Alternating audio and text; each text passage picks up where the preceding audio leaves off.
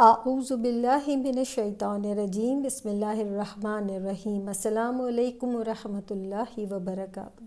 مولانا طارق جمیل نے اب جانے انجانے میں کہہ دی یا جو بھی بات کی وہ غلطی تھی، کیونکہ انہوں نے فرمایا کہ ان کے ایک دوست ہیں یا جاننے والے ہیں جو بھی ہیں، اور وہ جو ہیں انہوں نے ان کو میسج کیا اور کہا کہ میں نے آپ کے بیٹے کو جو ہے خواب میں دیکھا ہے کہ وہ حضرت محمد صلی اللہ علیہ وسلم کے ساتھ کھڑے ہیں اور وہ بالکل ٹھیک ہیں، اور مطلب یہ بات کچھ سمجھ نہیں آئی۔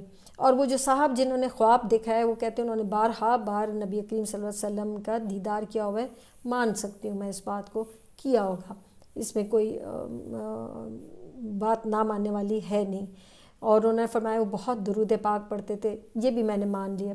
لیکن مولانا طارق جمیل صاحب نے کہا کہ جی وہ ایک دن کے اندر 1,00,000 بار درود پاک پڑھتے ہیں۔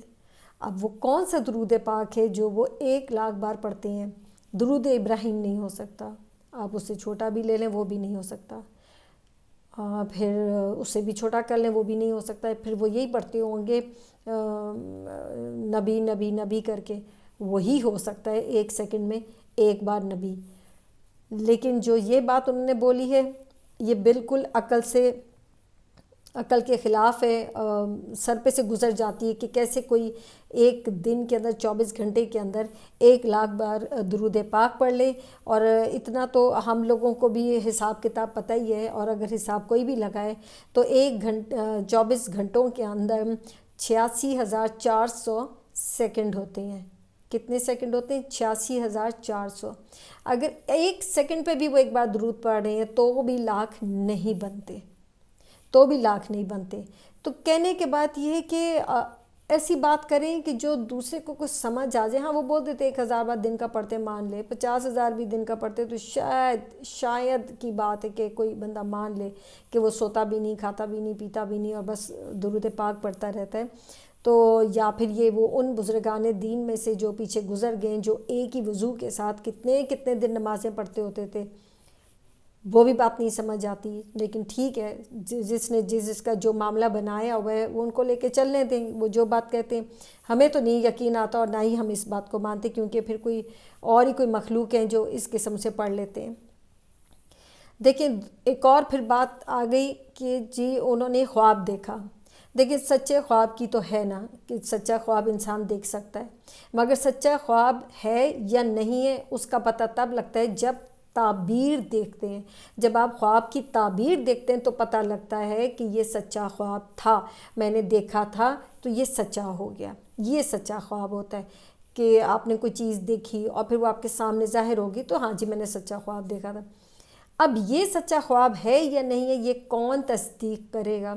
کیونکہ جس کو تصدیق کرنی تھی وہ تو خود ہی اس جہاں فانی سے کوچ کر گیا بچہ، تو کون تصدیق کرے گا؟ یا تو پھر ایک اور کو اللہ تعالیٰ کے پاس حاضری دینی پڑے گی ادھر سے کچھ پوچھ گچھ لے کر آنے کے لیے، یا پھر باری باری جائیں تو شاید کسی طریقے سے، مطلب وہی بات کہ عقل کام نہیں کرتی کہ کیسے تصدیق ہوگی کہ یہ خواب سچا ہے یا جھوٹا ہے، اس کو بھی چھوڑ دیں۔ بات ساری یہ ہے کہ وہ والی بات، مولانا طارق جمیل صاحب بہت بڑا نام ہے، لوگ ان کو دیکھتے ہیں، سنتے ہیں، ان سے پیار کرتے ہیں، انہوں نے بہت خدمت کی ہے دین کی اور ابھی بھی کر رہے ہیں مسلسل۔ تو ذرا سوچ سمجھ کے بات کر لیا کریں، کیونکہ آج کل کے جو بچے ہیں وہ ہماری طرح کے نہیں ہیں کہ جو چیز ہو گئی اس کو کبھی مڑ کے دیکھا نہیں، وہ ہر چیز کو نوٹ کرتے ہیں، سمجھتے ہیں، پوچھتے ہیں، کویسچن کرتے ہیں۔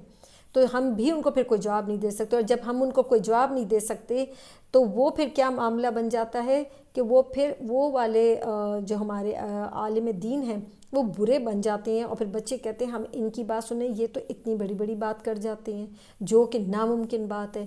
تو یہ والی جو بات ہے نا، اس چیز کو ختم ہونا چاہیے، بات وہ کرنی چاہیے ناپ تول کر، سوچ سمجھ کے کہ بات ہضم ہو جائے۔ اور آج مجھے وہی بات یاد آ رہی ہے کہ پہلے سوچیں پھر بولیں، پھر جا کے بات بنتی ہے۔ تو اس طرح کی بات کوئی بھی کرے پلیز میری سب سے درخواست ہے کہ وہ والی بات کریں، وہ والی آپ بات کو آگے پہنچائیں جو کہ سمجھ کے اندر ہو، سمجھ سے باہر نہ ہو۔ آپ سب اپنا بہت خیال رکھیں، خوش رہیں، خوش رکھیں، خوش رکھنا زیادہ ضروری ہے۔ السلام علیکم ورحمۃ اللہ وبرکاتہ۔